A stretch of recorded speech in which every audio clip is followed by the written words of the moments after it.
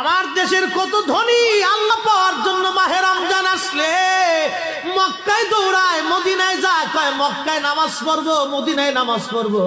এক রাকাত নামাজে 1,00,000 রাকাতের সওয়াব, এক রাকাত নামাজে 50,000 রাকাতের সওয়াব।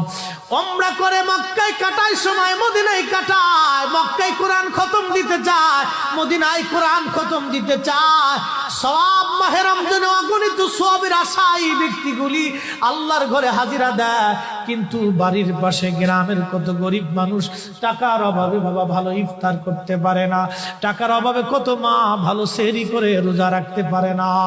এই ধনীরা এই গরিব মানুষের ঘরে খাবার না দিয়ে আল্লাহরে পাওয়ার জন্য মক্কা মদিনায় দৌড়ায়। আল্লাহ ডাক দেখো, বান্দা একবার মরে দেখ, কায়দা মতো জুতা দিয়ে পিটামো, আমার বান্দারা না খায় ইফতার করবে, আর তুই আল্লাহ পাওয়ার জন্য মক্কায় আইছো, এমন আল্লাহ আমি ধরা দেব না।